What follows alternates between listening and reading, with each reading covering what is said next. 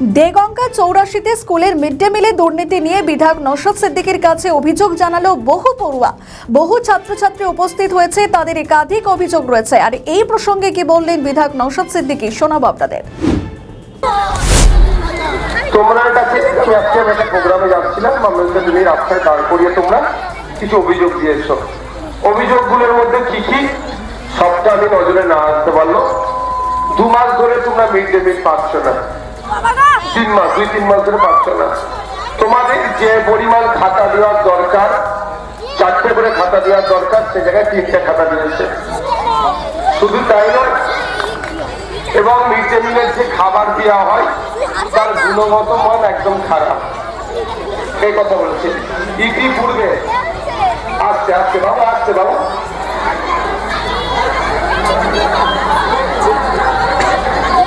অনেক কটা বিষয় তোমরা জানিয়েছ আমাকে, ঠিক আছে। এক কথায় এখানে দুর্নীতি হচ্ছে তোমাদের মেন বক্তব্য, তাই তো? এই দুর্নীতিটা বন্ধ করতে হবে, তার জন্য তোমরা আমার কাছে অভিযোগ জানাচ্ছ, ঠিক আছে। আমার কাজ হবে বিষয়বস্তুটাকে আর একটু ভালো করে জানা, ঠিক আছে। আমরা আর একটু ভালো করে জানি আমাদের এখানে যারা আছে, এবং আপনাদের যারা গার্জেনদের সাথে আমি দেখছি 2-1জনের নাম্বার আমি নিয়ে যাচ্ছি এখান থেকে।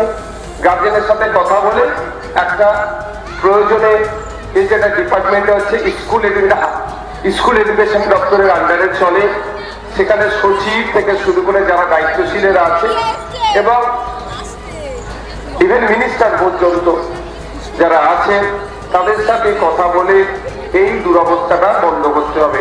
কারণ 98,000 টাকা 800 কুইন্টাল চাল চুরি হয়েছে, এও অভিযোগ আমাদের আছে এখানে। শুধু তাই নয়, বাচ্চাদের অ্যাটেন্ডেন্স শিটও নাকি চুরি হয়ে গেছে। মানে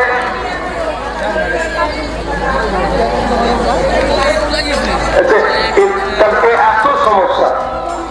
এবার আমি আপনাদের বলবো, আপনারা এখানে দেখছিলাম যারা আছেন একটা গুছিয়ে বলছিলেন, আমাকে ভালো লাগছিল, এটা দরকার। আপনারা ক্লাস হয় আপনাদের যে যে সমস্যাগুলো আছে, যেমন আপনি বলেন ক্লাস 12-এ 1 বছর হতে যাচ্ছে, এখনো পর্যন্ত প্রেজেন্টের খাতা তৈরি হচ্ছে, অ্যাটেন্ডেন্স শিট। এটা তার মানে বোঝা যাচ্ছে কোন একটা জায়গায় যেন দুর্নীতিকে প্রশ্রয় দেওয়া হচ্ছে। কারণ এই খাতা থেকে শুরু করে তাদের নামে যে বরাদ্দগুলো হয় সেগুলো হয়তো লুটে নেওয়া হচ্ছে। না, আমি বলছি সায়েন্সের ল্যাব নাই, এটা টিচাররা চেষ্টা করবে নিয়ে আসার। এটার সাথে দুর্নীতিকে যুক্ত করলে